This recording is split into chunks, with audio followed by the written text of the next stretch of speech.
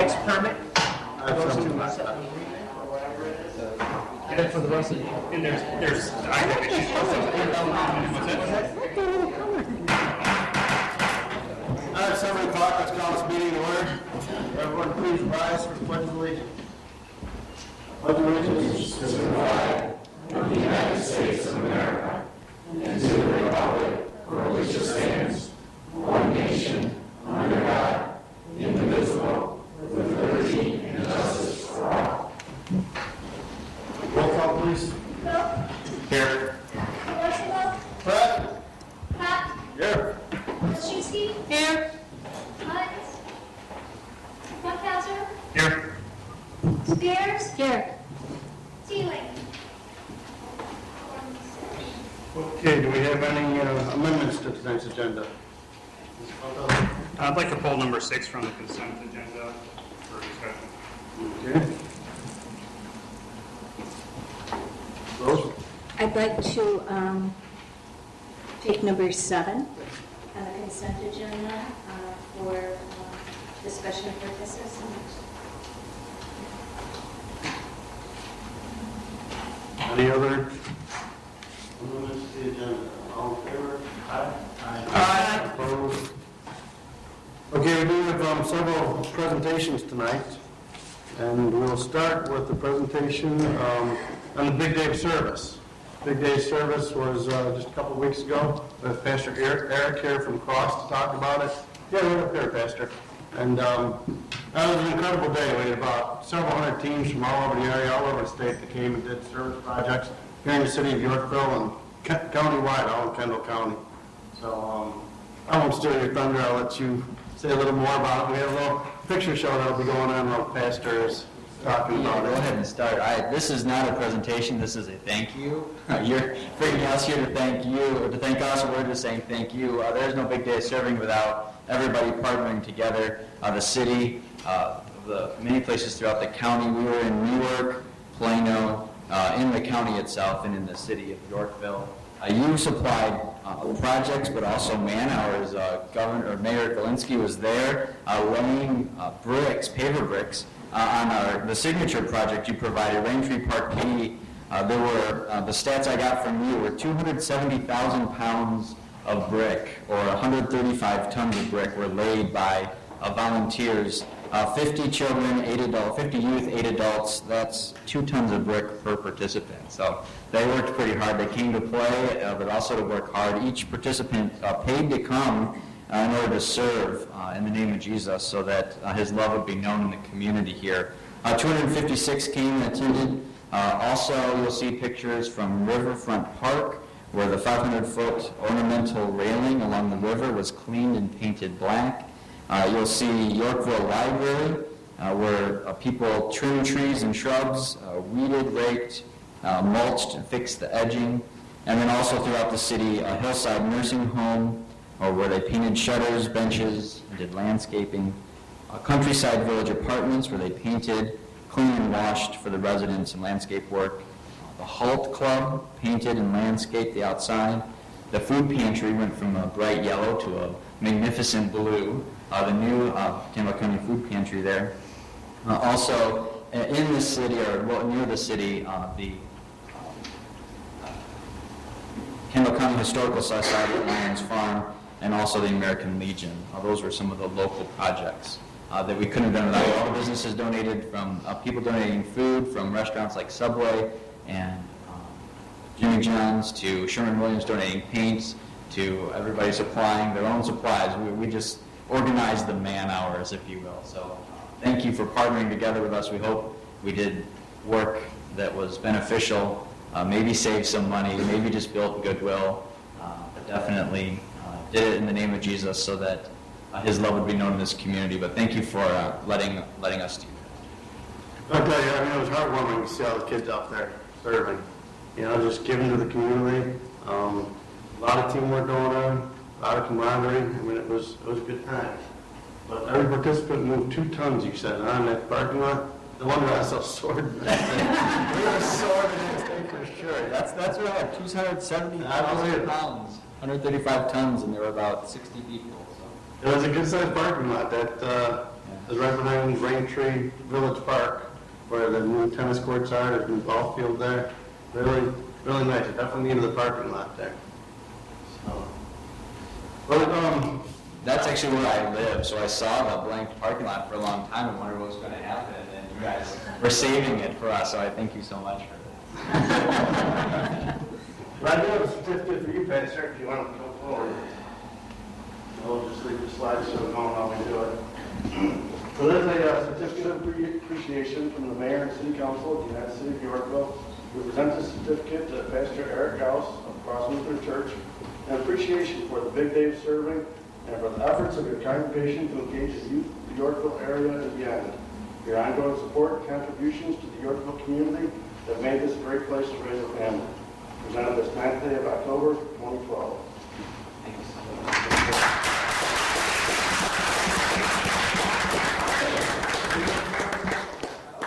Hopefully bigger and better next year. I think we had participants from far away as Southern Illinois. We had a group from Wisconsin come out, so that was definitely a good deal. Next presentation, we have a presentation to present a check to a Special Olympian. Is anyone here from the Kendall County Comets? Jeremy is here. Oh, Jeremy's here too? Yes, he is. Oh, wonderful. So this is, every year, the city council has a little competition with Park Board. We man the beer tent at hometown days. So we're going to come forward, guys. We have a little competition. You can come forward too, Coach. Are you coach there? Father. That's right there. How you doing, Dave? But so every year we raise and we take the tips in this little friendly competition to do a worthy cause. One year was the food pantry, like senior seat services, maybe we did one year. But this year, at the suggestion of Alderman Spears, we had a Special Olympian who was raising funds, and I don't know all the specifics, but raising funds to go South. Jeremy's been selected to the USA national team cross-country skiing. They're going to Pyeongchang, South Korea at the end of January. Yeah. He's one of the 150 teammates, or one of 150 on the team.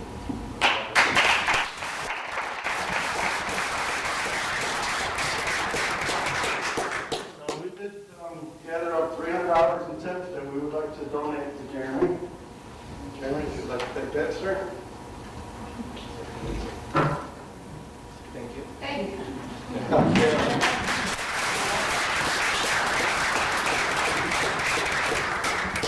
You're welcome. Enjoy your trip and represent the Special Olympics well, sir. Thank you. Well done, Jeremy.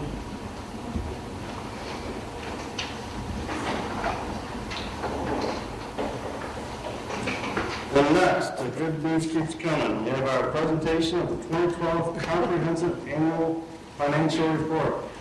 I don't know, would you like to start with auditor or your PowerPoint? Or? Yeah, we have with us tonight Jamie Wilkie, who's a partner with Modified Neiman, who's the firm that conducted the audit for fiscal year 2012. So, Jamie? Thank you. You guys can all hear me. So I appreciate you inviting us out tonight to present the audit. I think especially in year one of working with the city, it's nice to be able to see the faces who hired us and try to give some overview of the audit process itself. First of all, I have to thank Rob and his staff.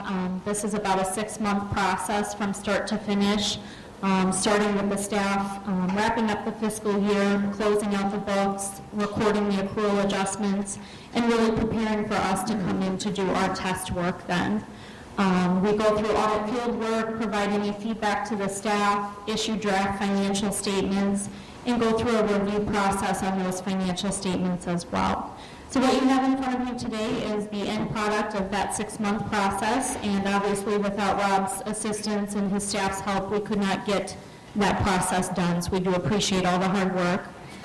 There's a couple items I will point out in the audit itself, so if you have the large bound document in front of you, I'll give you some page number references.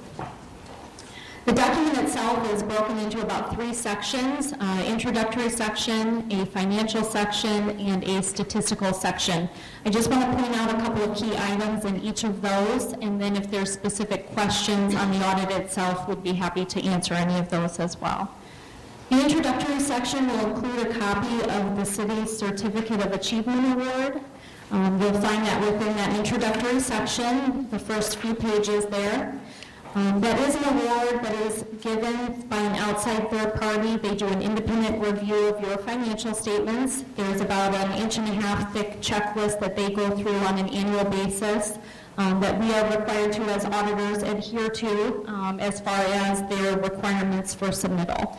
So we have again prepared the 2012 audit to be in compliance with the program, and obviously would anticipate receiving the award as well. The other piece of information you'll find in that introductory section is what we call the transmittal letter that is prepared by staff and is really just an introduction to the financial statements themselves. And we'll really just kind of give a high-level overview about the local economy, some of the policies, procedures that affect this process of pulling together the audit. The very next section then is going to start the financial section. Page 1 is actually our audit opinion.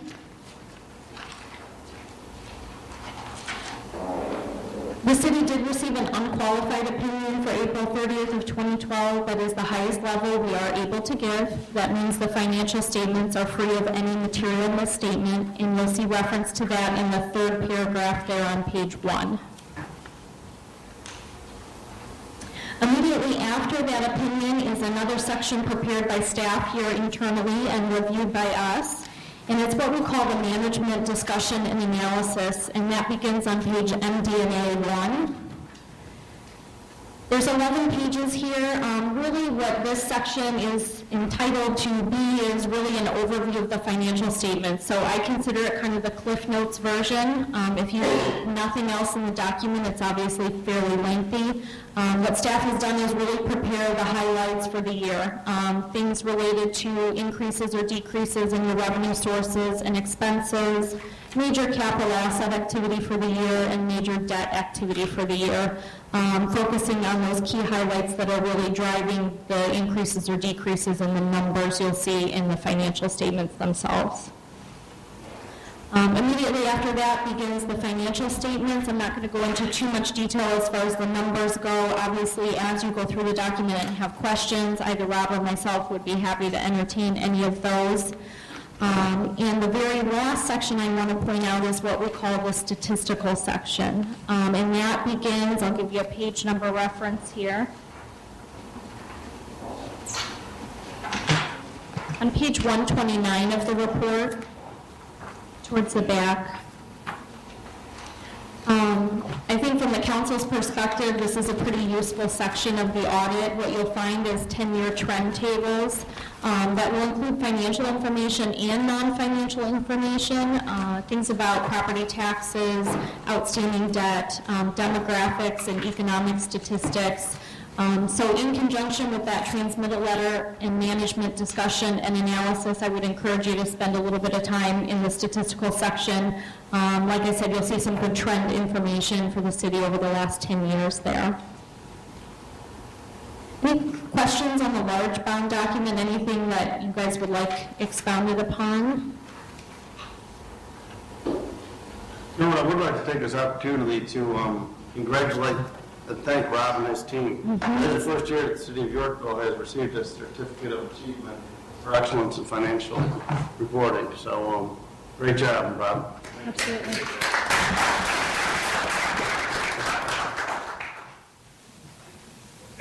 Any questions on the big section so far?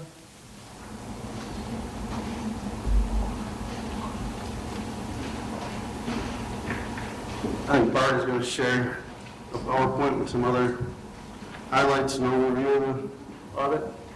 Yeah, I will get into some of the numbers in the exterior ones. Okay, we've already talked about the awards, so we can skip over that. I wanted to present a historical perspective of where we've been and where the numbers have been in the past couple of years. So this is one of the most important numbers that we're going to deal with in an audit or a budget. That's your general fund balance. It doesn't include all of your funds, obviously, no water, no sewer, no enterprise funds. This is the majority of your general purpose government operations. In fiscal year 06, we reported a general fund balance of just under $6 million, and now we're at about 1.2. But as you can see the trend, we were in negative for 2 years in a row. We've We've been really declining since fiscal year 06 through fiscal year 10. So it's good. The past 2 years, we've been able to report general fund balance moving in the right direction. And this year, for the first time in 3 years, we're in the positive territory. So that's huge. But I wanted to narrate and go look back just a little bit on why some of these numbers may not have been what they seem at the time, in hopes that maybe we can learn from it in the future. First, in fiscal year 06, we had just over $3 million in bond issuances that we included as part of our fund balance. It's stated in the audit. It said, I think it's called bond proceeds. Right.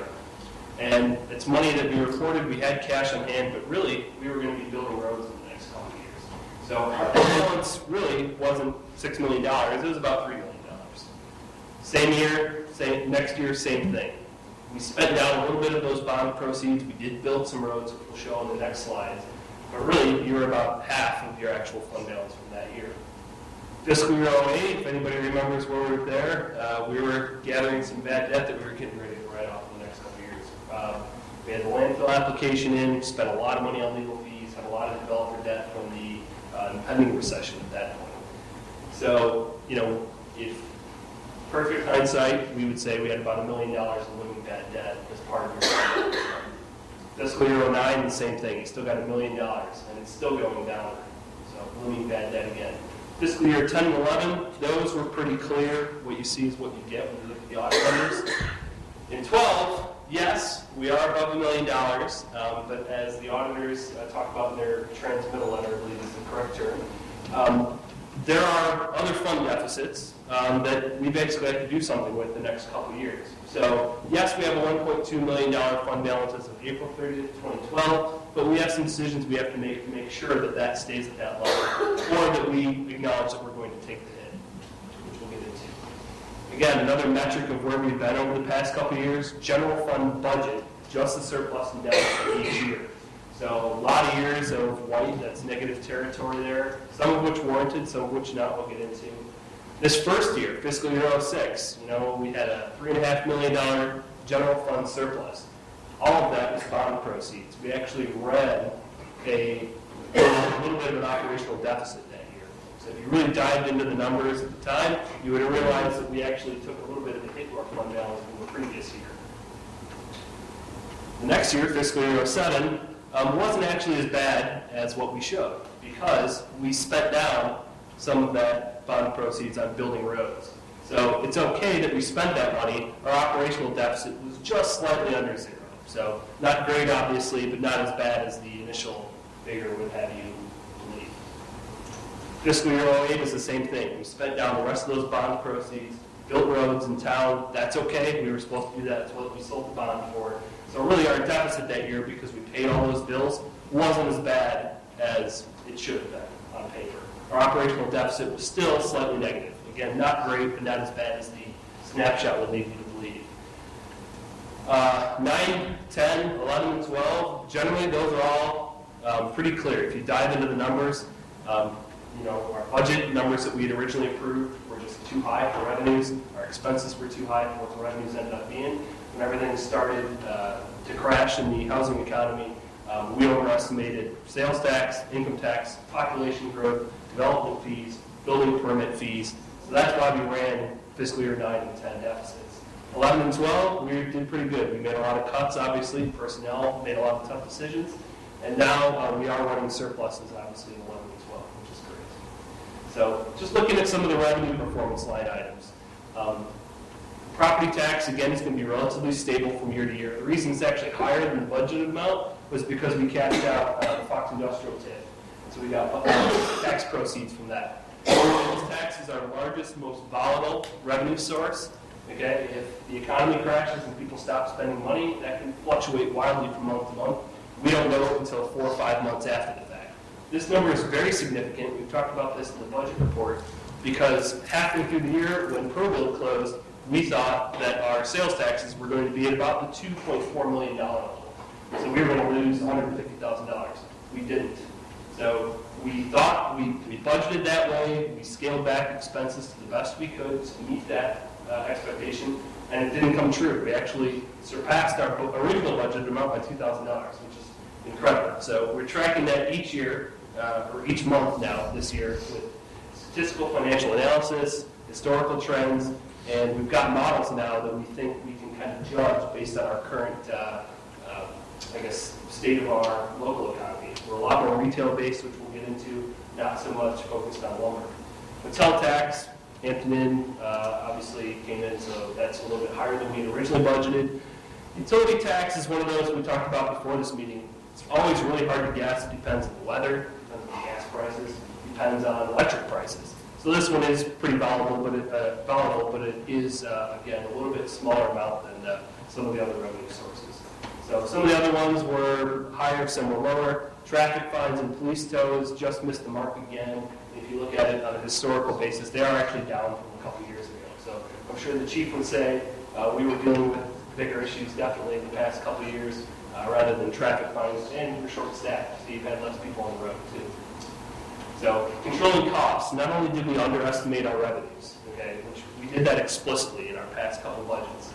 City council said, we want you to be conservative, we're going to underestimate our revenues, we're going to overestimate our expenses. So you gave us more money than we thought that we were going to use, but you gave us that money in case if there was an emergency, and we still came in lower than that amount. So no department spent up to their budgeted amount, no department exceeded it. The only one that did, this is everything from admin to the rec center to water operations, sewer operations, is your admin services department. This large note pops up on screen. That was our own doing, and it actually is to our financial benefit in the long run, so it's great. We paid out Pro Build, okay, so we cashed out that incentive agreement early.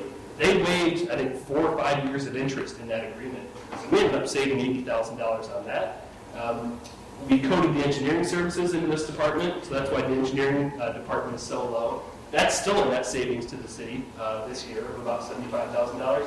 And we're finally writing off the last piece of final bad debt for a landfill application litigation. So we're still in litigation, and we finally said this year, enough is enough. We're going to write that off. If we get the money at some point in the future, then obviously we can add that back onto our balance sheet.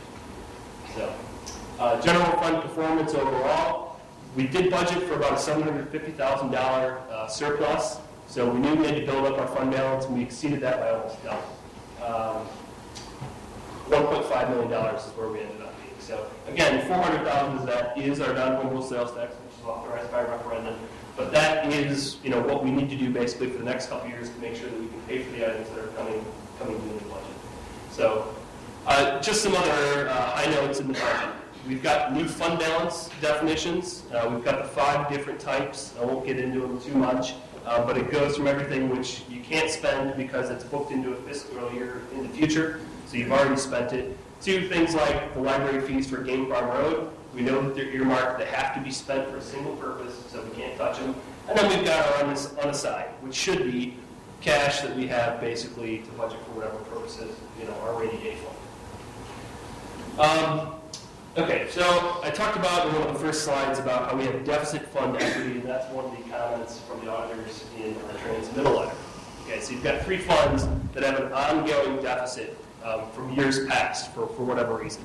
Land cash is because you always get grants, you code all of your grant expenses out of there, and you pay for them, and then you get reimbursed after the fact. So again, you've got an approved contract with the state. They haven't backed out of any of those contracts after we've already started, so that one should self-correct.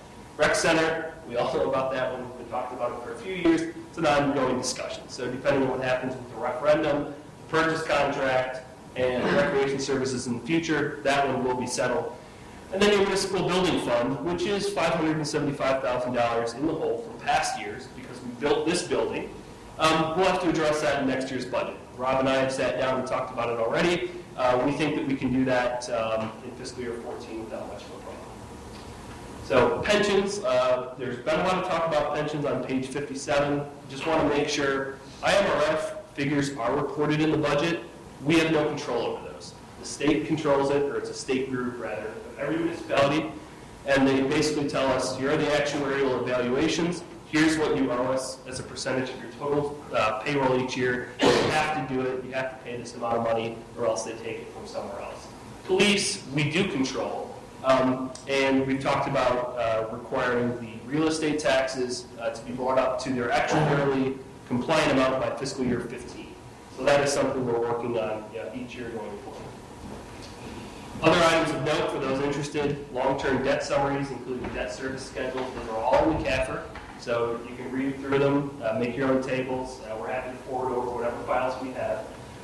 And developer commitment areas. So everything from the fact that Grand Reserve built a water tower 4 or 5 years ago to we own Windet Bridge for a sewer recap for next year, those things are all in there. Historical trends we already talked about. I just wanted to point out, because we've cut salaries, because we've cut expenses, we've really deferred a lot of costs or eliminated them. You have a lot of your departments that are operating at 2005, 2006, 2007 levels. So it's important to note that even though the property taxes necessarily haven't fallen to those amounts, our departmental expenses have.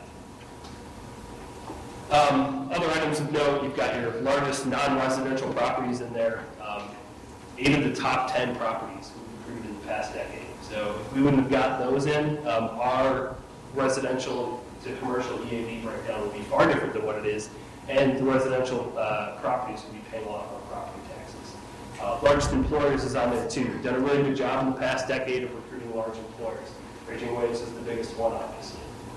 Employee counts in 2005 were at 68, 2012 we were at 69. So if you take a look at the long view of that, in the past 7 years it was as high as 104 in one fiscal year. So we really have scaled back about 30% since the peak in 2009. So other service data is in there, streets resurfaced, street inventory, which I know we're going to get into in the next couple months when we finish our comprehensive road study. So I talked about the EAD breakdown between residential and commercial. So this is Yorkville here. You can see over the past decade where we've been with the share of property taxes in the entire city between residential, commercial, and industrial. There are farm and railroad breakdowns too, but they're a minuscule portion of your entire EAD, so they don't get taxed at a very high level. Residential, the good news is that it's been declining for the past 5 years. The bad news is it is higher than 2003. We need to do a better job, obviously, of attracting commercial and industrial properties, which hopefully can be somewhat accomplished with the movie theater that's coming in. Just to compare us to other towns, this is what we were able to compile just this evening, actually. Oswego has a much higher residential component. Aurora, Schaumburg, and Downers Grove, Aurora and Downers Grove are in about the same stratosphere as us. And Schaumburg at 40% residential, 46% commercial. It's in a class of its own. So just if anybody's curious, I believe they have between $30 and $60 million in sales tax in their entire budget each year. So when you make the investment in infrastructure, roadways, commercial properties, 40, 50 years ago, in the case of either Schaumburg or if Oak Brook was up here, Oak Brook Mall, those things do pay off decades into the future. So, property tax levies, we took the 10-year data and actually put it into a bar graph. So this is just a different presentation of what's in the statistical section. You can see where this is the rate, not the actual dollar amount requested, has changed from year to year. One important item of note, minuscule, but it is interesting. YDSD ceased their property tax collection in 2008. They went to a purely user fee and connection fee based system. So when somebody comes into the city, they pay YDSD whatever fee to connect, and then they really never pay them anything again other than a nominal monthly charge. Sales tax industry, I talked about this earlier. Pro-bill levy Wheaton, fiscal year 3, 4, and 5. That red is lumber and building hardware. Almost non-existent. It still is a somewhat substantial portion of your budget, but really been overtaken by general merchandise, which is going to be Kendall Marketplace. So Kendall Marketplace did really save our sales tax figure, saved our budget. Okay, the individual recommendations in the management letter. We talked about the fund deficits. We already talked about land cash self-correcting. Rec center needs to be addressed, and municipal buildings next year. There's a comment in there about fund balance policies not being followed. The general fund is at 12%. You've got the rec center in negative fund balance. Then you've got a couple other funds that are at maybe 20%, and they should be at 25%. We know that. We need to correct that in budgeting each year going forward. I think the staff response to the management letter here was that the general fund at 12% was something that has actually exceeded our expectations this year. We thought it would be a little lower, and so the next couple of years we need to make sure that that number keeps going up. And then finally, the final one is that there are just too many funds in the entire budget. So I think we've got 30-something is where we're currently at. We'd like to get that down into the teens. I don't know if we're going to be able to do it without causing mass confusion in the next couple of years. So we'll try to make sure that it's easy to understand and really easy to follow so you can still look at historical data from the past 10 years. You know, I worry about it that if you were to collapse 30 funds into 3 funds, that you just lose all sense of, you know, what the operational costs were, where the capital costs were, you know, over a decade period. So it's something Rob and I will have to take a look at and figure out if we can do it in a way that makes sense. Upcoming discussions, tax levy discussion, we're just starting that now. This October 18th Administration Committee meeting actually just got canceled. That'll be on the October 25th City Council meeting, or 23rd City Council meeting. So that date has changed. All the rest of these should be the same. And then the budget rollout, we're already working on fiscal year 14, obviously. All the dates there that we'll be discussing. We are proposing to do similar processes we did last year, where basically we roll out the budget over 3 meetings, do it in like 15 to 30 minute increments, take questions at each meeting if there are any clarifications, and then allow the City Council really to debate the actual budget policy decisions over 2 months. So thought that worked well last year, so we're going to try it again, unless we tell you different. And that's it. Thank you. Any questions on the parks numbers or presentation?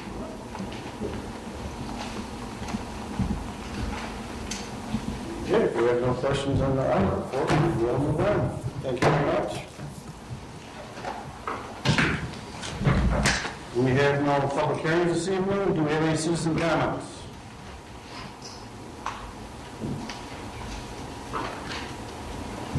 Hearing none, we will move on to consent agenda. I'll entertain a motion to approve the consent agenda as amended. So moved. Second. Roll call, please. Colosimo. Aye. Krzyzewski. Aye. Spears. Aye. Buckhauser. Aye. Vogt. Aye. Pat. Aye.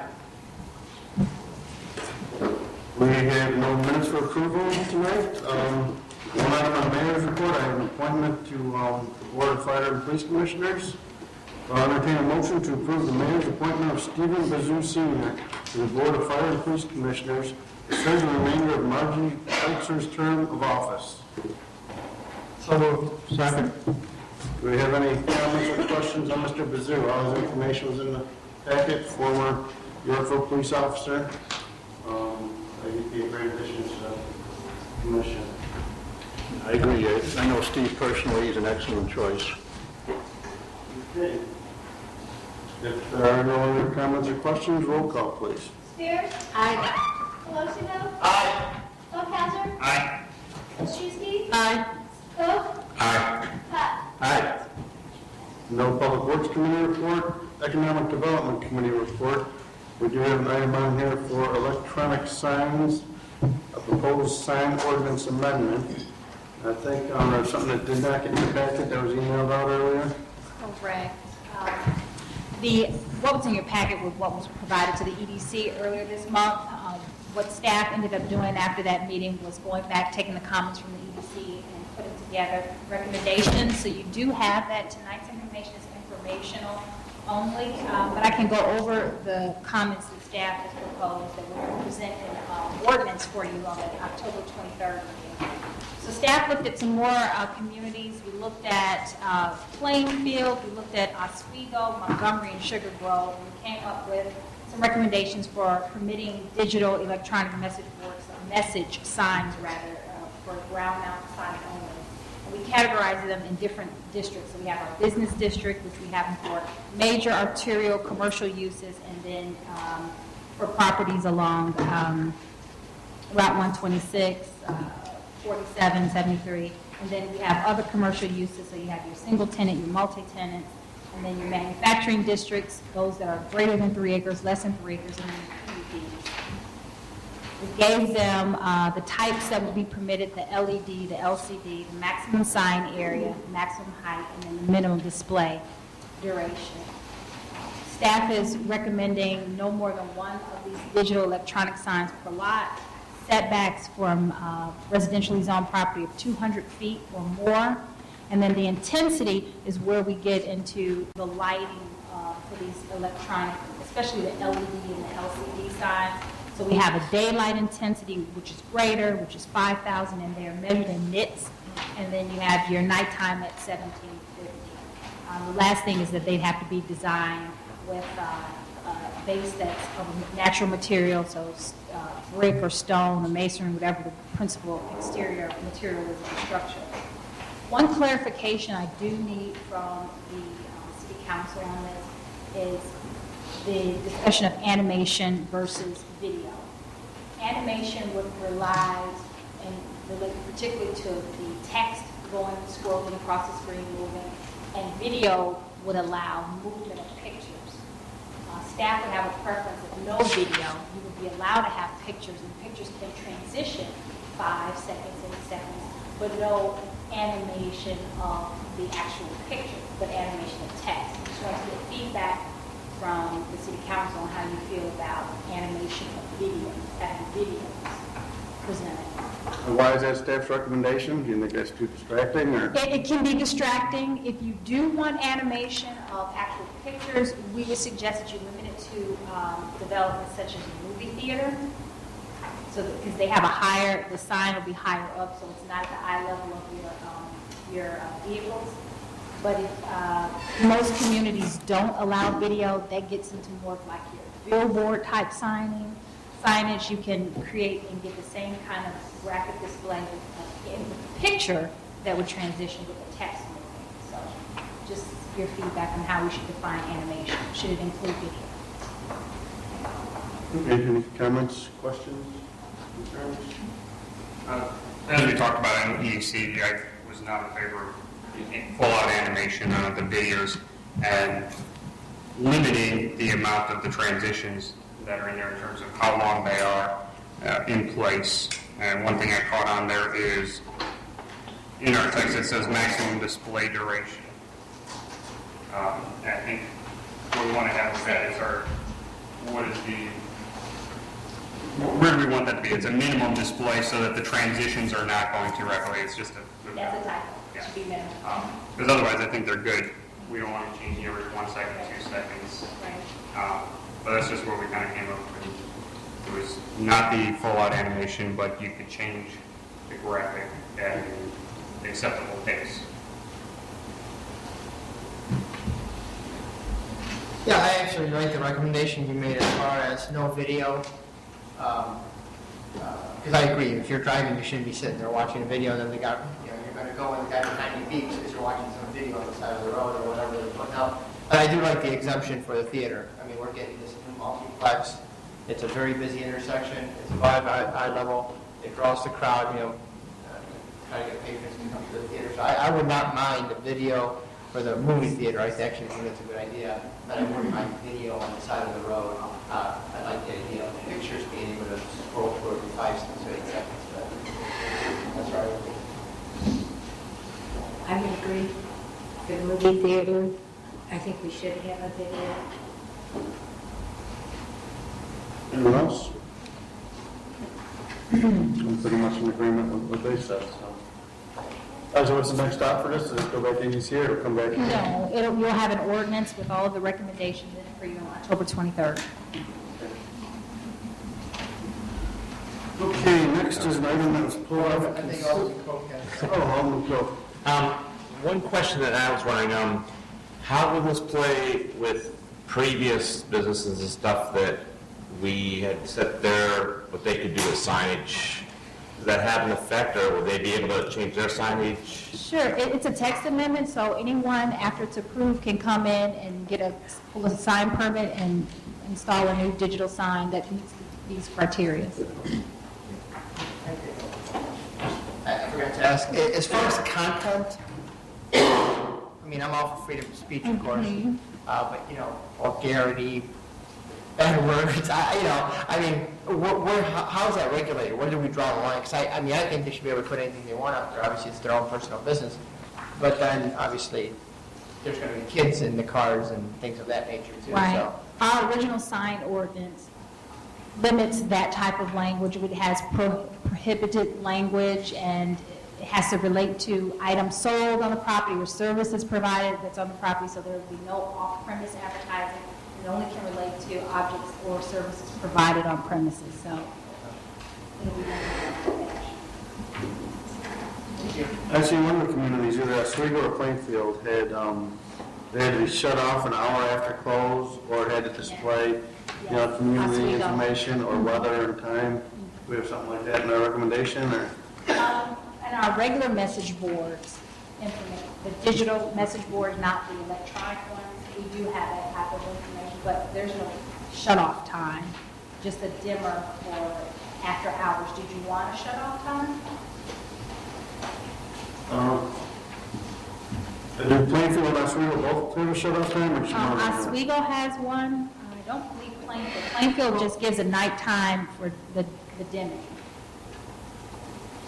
Well, what about a suggestion maybe where, I know we have the 200-foot restriction for residential. What about if we make a bigger radius for shut-off? If you're within 1,000 feet of residential, then you need to shut off after 11 o'clock at night or whatever time we decide. But that way we just make sure that if it's even closer to residential, we can shut them off. And it's just a suggestion. Yeah, I kind of think something like that is probably a good idea. Because if you're nowhere near a residential area, I mean, if you want to live on 24/7, that's fine, but the closer you get, I think, you probably should start going into that. So shut off at 11 and turn back on at 7? What would be the time that they can turn it back on? So it's just basically on hours of Operation. Yeah, Yeah. so it fluctuates. Mm-hmm.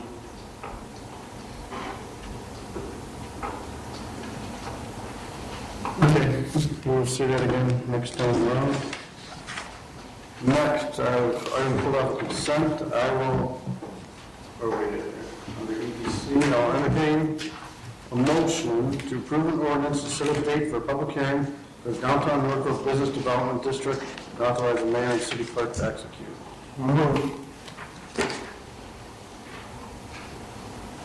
Second. Comments or questions on this one? Ms. Spears, yes, it is taken off the consent agenda, and I'm grateful to you for doing that, because we have set a date which is blank, and it needs to be inserted, and I believe it is November 8th. 13. I'm sorry, November 13th. All right. So November 13th will be inserted. Furthermore, if you look at the public notice, you will see that it is imposing a 25% retailer service.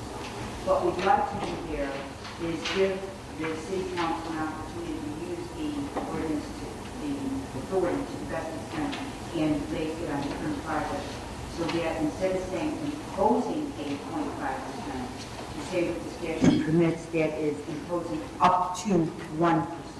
It doesn't mean you're imposing 1%. But it means that there's flexibility for particular business or project that may come before. And that change from 0.5% to 1% was a developer request.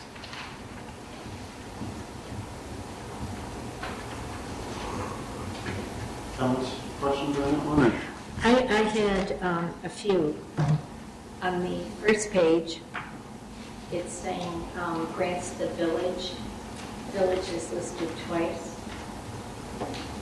It's in section 2. Village desired. Village to power. And also, in the public notice, it says to the village of Yorkville.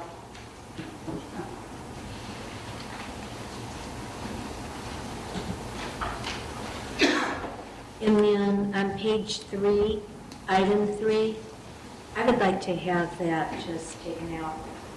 To acquire property by eminent domain in accordance with the Eminent Domain Act.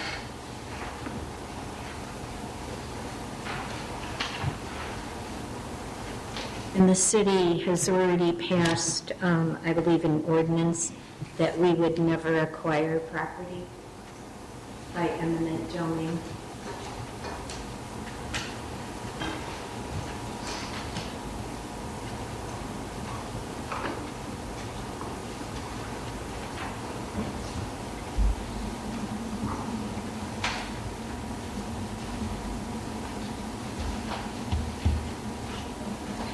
page 3, number 2. In the development plan. Yes, that is quoting, I'm sorry, I didn't know you. That's quoting what the authority is under the act. It does not suggest, as I'm well aware, so what I did when I drafted this is I inserted all of the authority if you have businesses. Whether I put it in here or don't, it doesn't change the fact that it's in the act. But if it makes you more comfortable to take it out, you certainly can do that. Doesn't make me feel good. That's fine.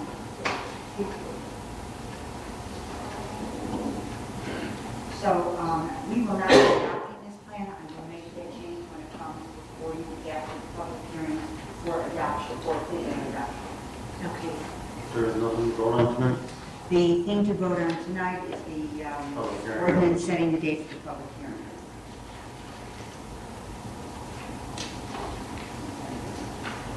Anything else, Alderman Spears? I just have to reread paragraph number 9.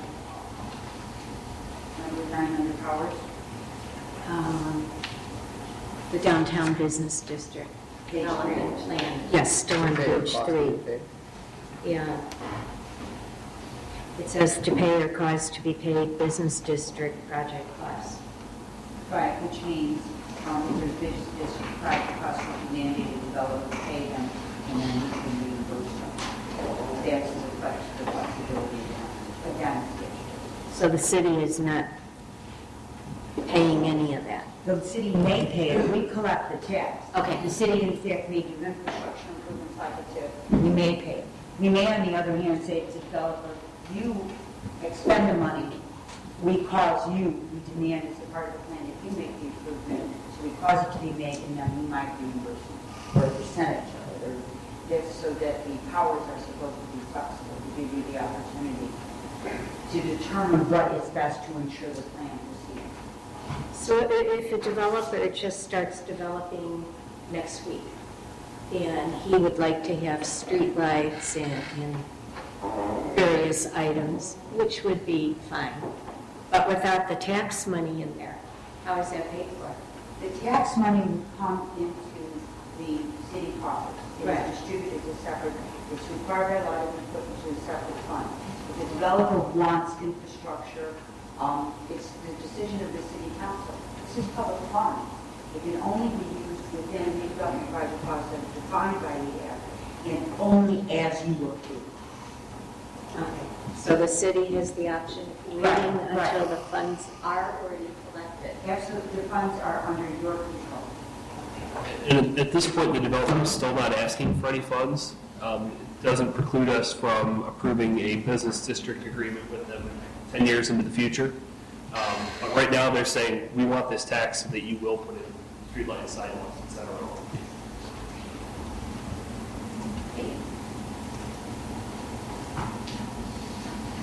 And again, I appreciate your input. We will have several opportunities to work further on the plan. Okay. It's distributed tonight, and you read it, double read it, triple read it. Okay, that's all I have. Okay, anything else? And again, we're just voting on the public hearing date. Roll call, please. Cook, Aye. Pop, Aye. Spears, Aye. Colosimo, Aye. Buckhauser, Abstain. sorry, Abstain. Wilczewski, Okay, we have no public safety committee report, no administration committee report. We have number 6. Yes, I'm doing that under park board report, if that's okay, Ms. Blair. In trouble. So under park board, we have number 6 that was pulled out of consent. So I'll entertain motion to approve a resolution approving the revised policy for athletic field use policies and procedures, and authorize the mayor and city clerk to execute. So moved. Second. Comments or questions on this one? Alderman Funkhauser. There are a couple things, language-wise, that I wanted to have clarified for me. On the red line, or either one of them, page 10 on the red line, first of all, very last one, for clarification for me, it states no portalets can be rented by an organization that is not rented by the Parks and Recreation Department. Can we clarify that one for me in terms of restriction of the renting? Sure, it should. Well, do you want the intention or what it should probably say? What it should say.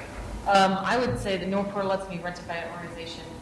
All portalets need to be rented by the Recreation Department, Parks and Recreation Department.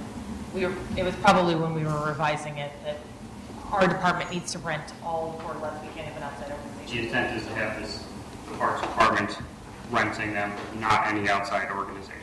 Correct. If we can clarify that language right there. Now we have some language in here about the refunds and the cancellation policies that are in place. In some places we have it stated that there will be no refunds given for rain cancellations, but there are others where we state that if the city calls the games that there will be 50% refund provided. I just want to make sure that we are being clear on how we are working with our refunds and our inclement weather policies. Sure. Where's the one that you see that says that we will not give any refunds? Let's see. The 2 pages I have noted are page 10 and page 8, I believe. Go to page 8 under rain. H rain, the very last one on page 8, says no credit or vouchers will be given. That's in reference to cancellation. Well, if they're non-playable. Okay. What should probably be clarified, if the rain occurs, if we prep the fields and that's our staff's done at 3:30 and then it rains at 4:30, that's when we won't give the credit back because we've already prepped the fields. So there might be wait, let me think about how to verify it real quick. I'll go on to the next one as we're going through this. As we go into page 9 and 10, bottom of page 9, each group must determine for themselves if the fields are in acceptable condition and safe to play prior to the start of play. The City of Yorkville and the City of Yorkville Park and Recreation Department full-time staff has the right to call fields. A 50% refund for the preparation fee will be offered if the city calls the fields. I just want to make sure that we are being clear, because that, to me, does not read the same with the intent of providing no refunds or providing no refunds. I'm going to say that it needs to be clarified between the rain event on page 8. It's if we've already prepped the fields, and then they call them after we've already prepped them. We're not going to give a refund because it's too late. But on page 10, when you're asking all groups, has the right to call the fields. That's if it is before. So maybe we need to put in a time period there that says if it's prior to 3:30 p.m. because that's when our staff is done. So on the one on H, if we put in a time that says after 3:30, and then up on page 10 we put in one that says before 3:30, that's when the 50% refund would occur. Yeah, just want to clarify, make sure that that is good, because the other part of this is that the participants, the organizations have the right to cancel for inclement weather if it's the day prior. I think it's by 4 o'clock. So just to make sure that all that language jives and actually reads the way it should. I think we're missing a little bit of clarification. That's great. We look at it all the time, so it's great to know that if there's something that's not clear, at least the people that use it will get that clarification. Anything else?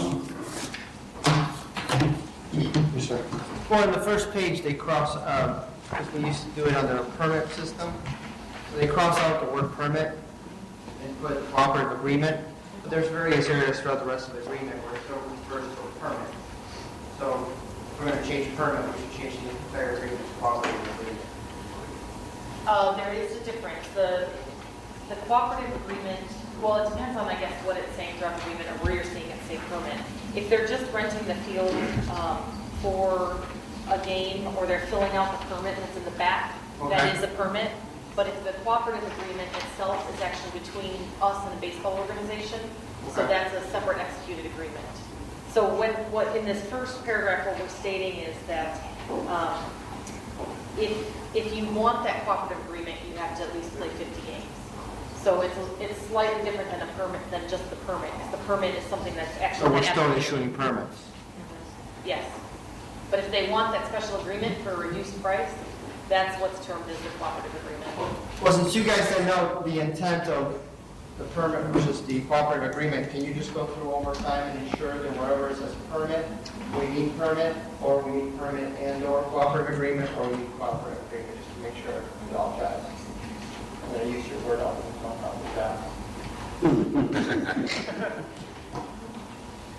top. That's it, thank you.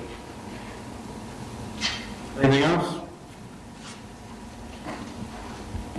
With those clarifications? We can, or we can bring it back to the next city council meeting. It's up to you. I'd like to see. Okay, bring it back next city council meeting. Anything else on the table? Yes. Second. Motion to table to next city council meeting. Roll call, please.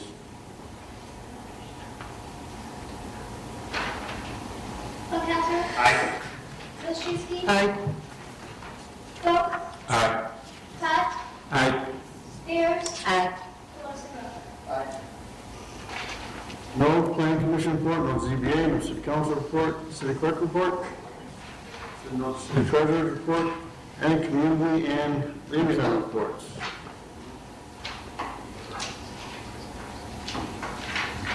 Come on. I have one coming up this Saturday. If any of you would like to come out and throw a pie in the face of myself or Chief Hart, you're more than welcome. Alderman Grossman too, yes. They have a fire and safety festival.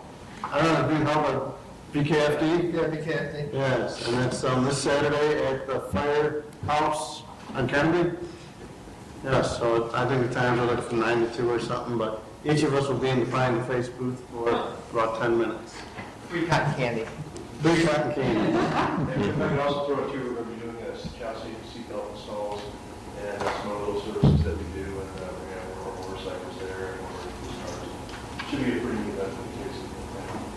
Yes, I know my wife told me that she will fight to be the first in line. And I also need Sheriff Reynolds to be there, take pies in the face. I will find it first in line. And I believe State's Attorney Weiss will be there also taking pies in the face. Oh, great. It's a good day for everyone.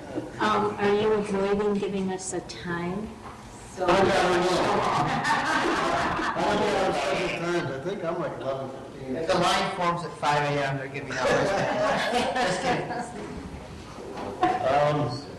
Another thing, I think it was middle school, YS had a PTO fundraiser where the kids earned certain coupons for help activities and stuff, and they auctioned them all up, and they were like a silent auction, and me and Chief Hart were involved in the auction. So they got, the winning bidder got to spend a couple hours with Chief Hart seeing the fire, or the police department, and the winner that bid the highest for me got to spend time at City Hall, we were sitting in a staff meeting, probably open up a city council meeting, things like that. And I was betting that I would get outbid by Chief Hart, but you came in $5 higher than me. Yeah, I didn't hear the outcome, so. Yeah, you brought in $5 more, and I don't know what we brought in. We promised we let them shoot guns. So we'll be being contacted by the winners of those silent auctions. I think that's all I have. No staff report, any additional business? Yes, ma'am. I don't have all the details because, well, I didn't get all the details yet. But we have an alderman that was presented with an outstanding reward today. And I don't know if he wanted to go into any detail whatsoever. That would be Alderman Todd. We sure? Put me on the spot. I was told it's a great honor, and that you should be recognized for it here. Is there anybody who's worked with the Illinois State Police knows you really can't comment on investigations. We have people to do that kind of stuff, but I do appreciate you mentioning it and basically doing my job, let's put it that way. Congratulations. Yeah.